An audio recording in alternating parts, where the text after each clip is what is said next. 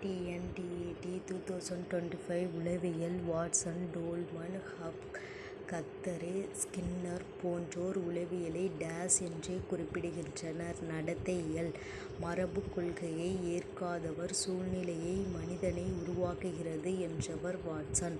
1912ஆம் ஆண்டு நடத்தைக் கோட்பாட்டுக்கு எதிர்ப்பு தெரிவிக்கும் வண்ணம் என்ற புதிய உளவியலில் உதயமாயிற்று. முழுமைக்காட்சிக் கோட்பாடு கெஸ்டால்ட் என்ற ஜெர்மானிய சொல்லுக்கு உருவம், வடிவம் என்ற பொருள் கொண்டு காட்சிப் பொருள்களை என்று விளக்கமளிக்கிறது.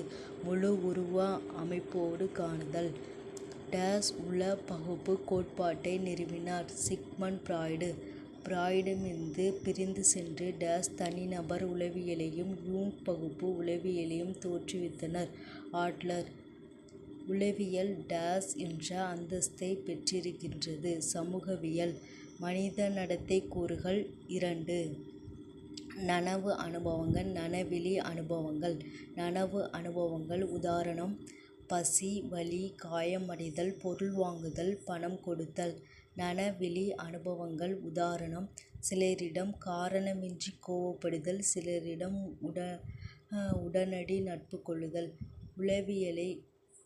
உளவியல் பரிசோதனைகளுக்கு வித்திட்டவர் புலன் நுகர்வுகளை அளவிடும் முறையை ஆராய்ந்த வெப்பர் விதியை உருவாக்கியவர் வெப்பர். ஒருவர் தனது அனுபவங்களைத் தானே உள்நோக்கிப் பார்த்து விவரித்தலும், அவ்வாறு விவரிக்கப்பட்டவற்றை பகுத்தாய்ந்து வகைப்படுத்தலும் அகநோக்கு முறை என்றவர் உண்ட். உற்றுநோக்கல் முறை புலன்காட்சி நடத்தையை உணர்தல். வளர்ச்சி முறை வகைப்படும். 2. நீள ஆய்வு முறை குறுக்கு ஆய்வு முறை. காலிகர் குறுக்கு ஆய்வு எஸ். காட்டார்ட். பரிமன் மதிநுட்ப சோதனையின் ஒட்டுக்கெழு சோதனையை என்பவரும் மேற்கொண்டுள்ளார். பர்ட்.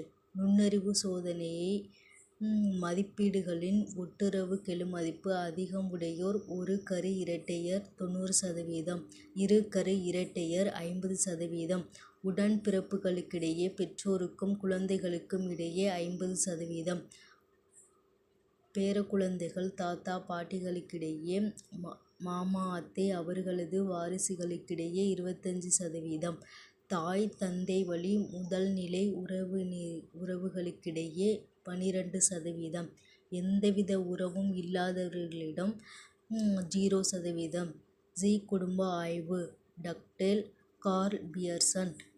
எனும் மீனவ வியாபாரி கீழ்த்தர நடத்தை கொண்ட பெண்ணைத் திருமணம் செய்தார். அவரது வழித்தோன்றலில் வந்த 5 தலைமுறையினர் ஏழ்மையாகவும் தண்டனையடைந்தவர்களாகவும் இருந்தனர். இதுவே குடும்ப ஆய்வு. கால்டன் பிரான்சிஸ் ஆய்வு உடன் ராமோ நீண்ட காலம் இருந்ததால் அதன் பழக்கங்களை மேற்கொண்டிருந்தார். ஓநாய். முன்னேற்றம் என்பது தொடர்ச்சியாக ஏற்படும் மாற்றங்கள். ஒழுங்கான முறையில் முதிர்ச்சியை நோக்கிய மாற்றங்கள். ஹர்லாக். ஹர்லாக் என்னும் உளவியல் அறிஞர் தமது வளர்ச்சி பற்றிய உளவியல் என்னும் நூலில் வகை பருவ வளர்ச்சி நிலைகளைக் குறிப்பிட்டுள்ளார். 9. கருவறைப் பருவம் கருவுற்ற நாளிலிருந்து பிறப்பு வரை 280 நாட்கள். சிசுப் பருவம் பிறந்ததிலிருந்து 2ஆம் வாரம் வரை. தவழ்நடைப் பருவம் 3ஆம் வாரம் முதல் 2 ஆண்டு முடிய. இளங்குழந்தைப் பருவம் 3 வயது முதல் 6 வயது வரை. பிள்ளைப் பருவம் 7 வயது முதல் 12 வயது வரை. குமரப் பருவம் 12 வயது முதல் 18 வயது வரை. வயது வந்தோர் பருவம் 19 வயது முதல் 40 வயது வரை. நடுவயது பருவம் 40 வயது முதல் 60 வயது வரை. முதிர் பருவம் 60 வயது முதல் இறக்கும் வரை. மனித வளர்ச்சி நிலை பற்றிய எரிக்சன் ஆய்வு பிறப்பு முதல் ஓராண்டு வரை தாய் செவிலியர் செல்வாக்கு. 2ஆம் ஆண்டு பெற்றோர் செல்வாக்கு. 3 முதல் 5 ஆண்டு ஆதார குடும்பம். 6 முதல் பால் உறுப்புகள் முதிர்ச்சி பெறும் வரை சுற்றுப்புறம் பள்ளி. குமரப்பருவம் ஒப்பார் குழு பிற குழுக்கள். முதிர் பருவம் நண்பர்கள் பால் தொடர்பு உறுப்பினர்கள். நடுமுதிர் பருவம் தன்னுடன் பகிர்ந்து கொள்வோரின் செல்வாக்கு. முதிர் பருவம் மனித இனம் நம் இனம். ஒழுக்க வளர்ச்சி நிலை பற்றிய ஆய்வு கோல்பர்க். 10 வளர்ச்சி நிலைகள் ஆய்வு ஹர்லாக். அறிவு வளர்ச்சி நிலைகள் ஆய்வு பியாஜே. கவனம் என்பது புலன்காட்சிக்கு அடிப்படையாகும். கவனம் என்பது ஒரு பொருளைப் பற்றிய தெளிவான கருத்துக்களை அடையும் முறையை மனிதன் முன்வைப்பது என்றவர் ராஸ். கவனம் என்பது மனப்பான்மை அல்லது மனிதன் செயல்களைக் குறிப்பது. வாலண்டன். தேர்வு செய்தல் கோட்பாடு, ஹப்பின் கோட்பாடு, பிராட்பண்ட் கோட்பாடு, தொடர்பான கோட்பாடுகள். கவனம், ஆர்வம், தேவை, ஆயத்த நிலை, மனநிலை, உடல்நிலை, உள்ளுணர்ச்சி அல்லது இயல்பூக்கம், விருப்பம் அல்லது நோக்கம், மனவெழுச்சி, பழக்கவழக்கம், மரபு. காரணிகள். கவனத்திற்கான அகக்காரணிகள். உருவ அளவு, செறிவு, அடர்த்தி, மாற்றம், வேறுபாடு, புதுமை, இயக்கம், திரும்பத் திரும்ப தோன்றல், முழுமைபெறு உருவம். காரணிகள். கவனத்திற்கான புறக்காரணிகள். புலன்காட்சி விதிகள். அண்மை விதி, ஒப்புமை விதி, தொடர்ச்சி விதி. திரிபுக் காட்சி. உதாரணம்: இரவில் கயிறை பாம்பு என நினைத்தல். இல்பொருள் காட்சி. உதாரணம்: கதவை யாரோ ஒருவர் தள்ளுவது போல் நினைத்துக் கொள்ளல். பியாஜே. அறிவு வளர்ச்சி 4 நிலைகள். புலனியக்க நிலை பிறப்பு முதல் 2 வயது வரை. முன் செயல்பாட்டு நிலை 2 முதல் 7 வயது. திட்டமிட்ட செயல்நிலை 7 முதல் 12 வயது. முறையான செயல்நிலை 12 வயதிற்கு மேல். புருனரின் பொதுமைக் கருத்து உருவாகும் படிநிலை கோட்பாடு. செயல்படு நிலை, உருவக நிலை, குறியீட்டு நிலை, பொதுமைக் கருத்துப் படங்கள். கருத்துப் படங்களை உருவாக்கியவர் ஆஸ்பல் நோவாக் காட்வின். படைப்புக் கற்பனை வகைப்படும். 2 பயன்வழிக் கற்பனை. எடுத்துக்காட்டு: விஞ்ஞானியின் கற்பனை கட்டுப்பாடு உள்ளது. அழகுணர் கற்பனை. எடுத்துக்காட்டு: கவிஞன் ஓவியரின் கற்பனை கட்டுப்பாடு அற்றது. மக்டோலிகளின் எண்ணப்படி மனித மனவெழுச்சிகள் உருவாகுவையாகும். இயல்பூக்கங்களிலிருந்து. இயல்பூக்க நடத்தை என்பது கூறுகள் கொண்டது. 3. அறிவு, உணர்வு, உடலியக்கம். அறிதலில் வரைபடம் என்னும் கருத்தினை உருவாக்கியவர் போல்மன். கற்பனையின் வகைகள். மனதின் ஒரு வகை பிரதிபிம்பம் மூலம் சிந்திப்பதே ஆகும். கற்பனைகள் வகைகள். மீள் ஆக்க கற்பனை, ஆக்க கற்பனை. சிந்தனையின் கருவிகள். பிம்பங்கள், கருத்து குறியீடுகள், மொழி. சிந்தனையின் வகைகள். புலன்காட்சி சிந்தனை, பொதுமைக் கருத்து சிந்தனை, தர்க்க சிந்தனை, உருவாக்கும் சிந்தனை, குவி சிந்தனை, விரி சிந்தனை. தூண்டலுக்கு ஒரு குறிப்பிட்ட துலங்கலை மட்டும் பெறுவது எனப்படும். குவி சிந்தனை. எடுத்துக்காட்டு: இந்தியாவின் தலைநகரம் எது? சூரியனைச் சுற்றும் கோள்கள் எத்தனை? ஒரு கேள்விக்கு பலவிதமான பலபடித்தான விடைகள் பெறுவது. ஒரு தூண்டலுக்கு பல்வேறு துலங்கள் வெளிப்படுவது. விரி சிந்தனை. எடுத்துக்காட்டு: செங்கலை எதற்கெல்லாம் பயன்படுத்தலாம்? கையில் எட்டும் தூரத்தில் நிலவு இருந்தால் என்ன நிகழும்? சிந்தனையை பாதிக்கும் காரணிகள். குறைந்த நுண்ணறிவு, போதிய பொதுக்கருத்து பொறாமை, தவறாக சிந்திக்கும் பழக்கம், சொற்களஞ்சிய அறிவு குறைவு, சார்பெண்ணங்கள் சிந்தனையில் குறுக்கிடுவது. மொழிசார் மனவியல் என்னும் சொல்லை பிரபலப்படுத்தியவர் ஆஸ்குட் மற்றும் செபியோக். உள் மொழியுடன் தொடர்புடையவர் நோம் சோம்ஸ்கி. 1924 என்பவர் சிந்தனை என்பது நமக்குள் எழும் பேச்சு என்றார். வாட்சன். மனவியல் கோட்பாடுகளும் செய்தி தொடர்பு கோட்பாடுகளும் தோற்றுவிக்கின்றன மொழிசார் மனவியலை. மொழியில் உள்ள எளிய பொருள் தரக்கூடிய அமைப்பு எனப்படும். மார்பிம்ஸ். எரிக்சன் சமூக பிரச்சினைகளுக்கு அதிக முக்கியத்துவம் அளித்து 8 வளர்ச்சி நிலைகளைக் குறிப்பிட்டுள்ளார். நிலை: பிறப்பு முதல் ஓராண்டு வரை. சமூக செல்வாக்கு, தாய் செவிலியர் பிரச்சினை, நம்பிக்கை வைத்தல். நிலை: 2ஆம் ஆண்டு. பெற்றோர் சுதந்திரம், வெட்கம். நிலை: 3 முதல் 5 ஆண்டுகள். ஆதார குடும்பம், தானே செயல்படுதல். நிலை: 6 முதல் பால் உறுப்பு பெறும் வரை. சுற்றுப்புறம், பள்ளி, உழைப்பு, தாழ்வுணர்வு. குமரப்பருவம். ஒப்பார் குழு, தெளிவான கருத்து, தெளிவற்ற கருத்து. முதிர்பருவம். நண்பர்பால் ஒத்துழைப்பு, பொறுப்பு, ஒருமைப்பாடு, தனிப்பட்ட நிலைமை. நடுமுதிர் பருவம் குடும்ப கடமை பகிர்ந்து கொள்ளல் தாராள மனப்பான்மை. பின்முதிர் பருவம் மனித இனம் நம்மினம் நேர்மை நம்பிக்கை இழப்பு. ஹரால்ட் ஹால்பர்க் என்பவரது கருத்துப்படி மனவெழுச்சிகள் 3 பரிணாமங்களில் பரவி காணப்படுகின்றன. இவை ஒவ்வொன்றும் இரு முனைகளைக் கொண்டவை. மகிழ்ச்சி மகிழ்ச்சியின்மை கவனித்தல் புறக்கணித்தல் செயலுறுநிலை செயலற்ற நிலை எளிமை சிக்கல். அடிப்படை மனவெழுச்சிகள் அன்பு சினம் மகிழ்ச்சி துயரம் அச்சம். புலன் உணர்ச்சிகளால் தூண்டப்படும் மனவெழுச்சிகள் வலி அருவருப்பு உற்சாகம் தற்கருத்து அபாவநிலை ஆகியவற்றுடன் இணைந்தவை. பெருமிதம் அவமானம் குற்ற உணர்வு. மனவெழுச்சி நுண்ணுணர்வு உட்கூறுகள் 4 கூறியவர்கள் ஜாக் மேயர் பீட்டர் ஸ்வாலோவே. மனவெழுச்சியினை உணர்தல் மற்றும் வெளிப்படுத்துதல். மனவெழுச்சியினை சிந்தனையில் பயன்படுத்துதல். மனவெழுச்சிகளை புரிந்து கொண்டு பகுத்தாய்தல். மனவெழுச்சிகளை நெறிப்படுத்தி சுயமுன்னேற்றம் வழிவகுத்தல். குழந்தைகளில் ஏற்படும் ஒழுக்க வளர்ச்சி நிலைகள். உளவியலாளர்கள் ஒழுக்க வளர்ச்சியின் 4 நிலைகள் உள்ளன. முதல் நிலை பட்டறி நிலை. இரண்டாம் நிலை ஆதிக்க நிலை அல்லது ஆளப்படும் நிலை. மூன்றாவது நிலை சமூக நிலை. நான்காவது நிலை தனித்த நிலைமை. கோல்பர்க் குழந்தைகளின் ஒழுக்க வளர்ச்சி 3 நிலைகளை குறிப்பிடுகிறார். முதல் நிலை மரபுக்கு முற்பட்ட நிலை. மகிழ்ச்சி பெறுதல் தண்டனை தவிர்த்தல் ஒழுக்க விதி பின்பற்றுதல் நோக்கம்.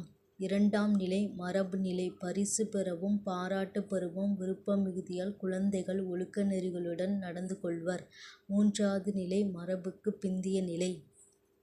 கற்றல் விளைவு வகைகள். நேரடி முன்னேற்றத்தினை காட்டும் கற்றல் வளைவு குழி கற்றல். எதிர்மாறான முன்னேற்றத்தை காட்டும் கற்றல் வளைவு குவி ஆற்றல் அடைய கொண்ட கற்றல் வளைவு.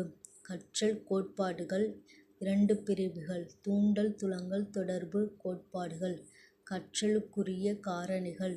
தாண்டை இணைப்புக் கோட்பாடு. பாவ்லோவின் ஆக்க நிலைநிறுத்தல். ஸ்கின்னரின் செயல்படு ஆக்க நிலைநிறுத்தல். அறிவுப்புலக் கோட்பாடு. முழுமைக்காட்சி கோட்பாடு. ஹெஸ்டால்ட் அனுபவப்புலக் கோட்பாடு. பால்மன் கோட்பாடு. உட்காட்சி வழிக்கற்றல். ஓக்லர் வெர்திமர் குர்த் லெவின். முயன்று தவறி கற்றல். எல். தாண்டெக் என்ற அமெரிக்க கல்வி உளவியல் அறிஞர் வெளியிட்டார். பூனை எலியினை வைத்து இச்சோதனையை செய்தார். தூண்டல் துலங்கலுக்கிடையே உள்ள உறவை வலுப்படுத்துவதே கற்றல். தாண்டெக் கற்றல் விதிகள். விளைவு விதி. விளைவுகளை எதிர்பார்த்து கற்கின்ற முறைக்கு விளைவு விதி என்று பெயர். பயிற்சி விதி. அலைவன் விதி அண்மை விதி. கற்றுக்கொள்ளும் எந்த செயலும் பயிற்சி. தயார்நிலை விதி. உடல் உள்ளம் இரண்டும் தயார் நிலைக்கு வர அவை நல்ல அமைப்பில் செயல்பட வேண்டும் என்பது தயார்நிலை விதி எனப்படும். பயிற்சி விதி 2 வகைகள். பயன்படுத்தும் விதி. பயிற்சி தொடரும் போது மாற்றியமைக்கக்கூடிய இணைப்பு அதிகரிக்கிறது. பயன்படுத்தாமை விதி. பயிற்சி தொடராத போது மாற்றியமைக்கக்கூடிய இணைப்பு குறைகிறது. ஆக்க நிலைநிறுத்தல் மூலம் கற்றல். பாவ்லோவ் என்னும் ரஷ்ய நாட்டு அறிஞர் 1904 கண்டறிந்தார். எதிர்வினை ஆக்க நிலைநிறுத்தம் அல்லது எஸ்டேப் எனப்படும். செயற்கை தூண்டல் இயற்கை தூண்டலுக்குரிய வலுவினை பெற்று அதே எதிர்வினையை அல்லது இயற்கை துலங்கலை வெளிப்படுத்துவதாகும். சோதனைக்கு பயன்படுத்திய விலங்கு நாய். உணவு உமிழ்நீர் சுரத்தல். மணியோசை பிளஸ் உணவு உமிழ்நீர் சுரத்தல் மணியோசை உமிழ்நீர் சுரத்தல். செயல்படு ஆக்க நிலையிருத்தம். அமெரிக்க உளவியல் அறிஞர் பி. எப். ஸ்கின்னர் 1930 வெளியிட்டார். கருவிசார் ஆக்க நிலைநிறுத்தம் என்பர். துலங்கல்சார் ஆக்க நிலைநிறுத்தம் ஆர்-டைப் எனப்படுகிறது. சோதனைக்கு பயன்படுத்தப்பட்ட விலங்குகள் புறா எலி பூனை. செயல்படு ஆக்க நிலைநிறுத்தத்தின் பலன்கள். திட்டமிட்டு கற்பித்தல் கணினி வழி கற்பித்தல். கருவிசார் ஆக்க நிலைநிறுத்தலின் அடிப்படை உண்மைகள். வலுப்படுத்துதல் அழிந்து போதல். உட்காட்சி வழி கற்றல் முதலில் வெளியிட்டவர் கோல்பர்க். இவர் ஜெர்மன் நாட்டை சார்ந்தவர். கெஸ்டால்ட் என்னும் உளவியல் பிரிவைச் சேர்ந்தவர். சுல்தான் என்னும் மனித குரங்கினை வைத்து சோதனை செய்தார். கற்றல் என்பது வலுவூட்டும் தூண்டலால் நிகழும் நடத்தையல்ல என்பதே ஹோல்பர்க் கருத்தாகும். பிரச்சினைக்குரிய தீர்வு திடீரென சில உண்மைகளின் புலன்காட்சியின் அடிப்படையில் தோன்றுவது ஹோக்லரின் உட்காட்சி எனப்படும். கூண்டில் உள்ள பெட்டிகளை உட்காட்சி மூலம் அடுக்கியும் குச்சிகளை இணைத்தும் வாழைப்பழம் சுல்தான் என்னும் குரங்கு எடுத்தது.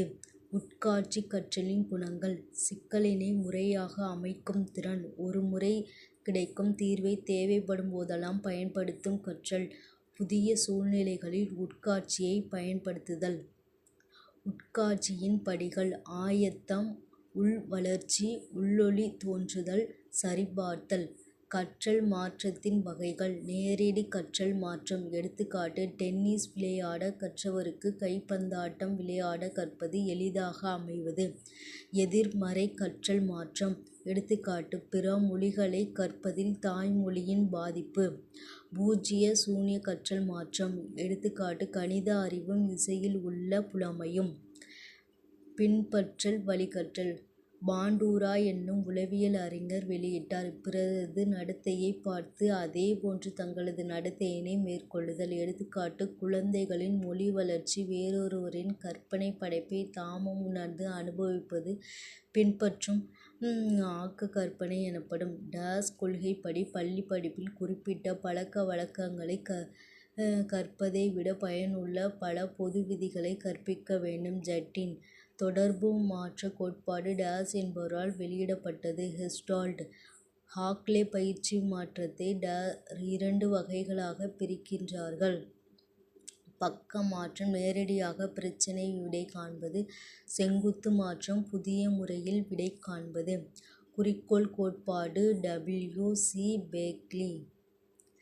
கற்க நாம் கையாளும் முறைகளை குறிக்கோள் நிலைக்கு உயர்த்தினால் நாம் எதைக் கற்கத் தொடங்கினாலும் பயன்படும். களக்கோட்பாடு 1917 ஜெர்மானிய உளவியல் அறிஞர் குர்ட் லெவின் உருவாக்கினார். குறிக்கோளை அடைவதற்கு வாழ்க்கை வெளிநிலை புலன்காட்சி ஒழுங்கமைவு உணர வேண்டும். களக்கோட்பாட்டின் 4 முக்கிய கூறுகள்: வாழ்க்கை, கவர்ச்சி, தடைகள், ஊக்குவித்தல்.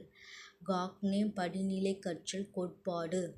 Robert M. காக்னே அமெரிக்க நாட்டு உளவியல் அறிஞர். குறியீட்டு கற்றல், தூண்டல் துலங்கல் கற்றல், தொடர் செயல் கற்றல், சொல் இணைத்து கற்றல், வேறுபடுத்திக் கற்றல், கருத்துமை கற்றல், விதியைக் கற்றல், பிரச்சினைகளை தீர்க்க கற்றல், கற்றல் மாற்றத்திற்கான கற்பித்தல், நேரடி கற்பித்தல், சான்றுகள் தருதல், ஒற்றுமையை புலப்படுத்துதல், பயிற்சி வகுப்புகள், பயன்படுத்தும் தூண்டுதல்கள். நினைவு கூர்தலின் படிநிலைகள். வுட்வர்ட் 4 படிநிலைகளைக் குறிப்பிட்டார். பகுதி குறியீடுகளை வைத்து நினைவு கூர்தல், மீண்டும் கொணர்தல், அறிந்து கொள்ளுதல், திரும்பக் கற்றல். மறதியின் வகைகள்: இயற்கை மறதி, செயற்கை மறதி. படிம மாற்றக் கோட்பாடு. இதற்கான சோதனையை மேற்கொண்டவர் பார்ட்லட். வதந்திகள் பரவுவது இக்கோட்பாட்டினை மையமாகக் கொண்டு அமையும். நினைவு கூரும் 3 நிலைகள். குறியீடு மூலம் நினைவு கூறல், நினைவில் இருத்தல், நினைவு கூறல். நினைவில் வகைகள்: புலனறிவு நினைவு, குறுகிய கால நினைவு, தற்காலிக நினைவு, நீண்ட கால நினைவு, நிலையான நினைவு. கற்றல் கோட்பாடு. ஆராய்ச்சியாளர். நாடு. சோதனை. முயன்று தவறி கற்றல். எல். தார்ண்டெக். நாடு. அமெரிக்கா. சோதனை. பூனை சிக்கலறை. ஆக்க நிலைநிறுத்தம். பி. பாவ்லோவ். ரஷ்யா. நாய். உமிழ்நீர் சுரத்தல். செயல்படு ஆக்க நிலையிருத்தம். பி. எஃப். ஸ்கின்னர். அமெரிக்கா. எலி. புறா சோதனை. உட்காட்சி வழிக்கற்றல். ஹோக்லர். ஜெர்மானிய மனித குரங்கு சோதனை. களக்கோட்பாடு. குர்ட் லெவின். ஜெர்மனி. வாழ்க்கை வெளி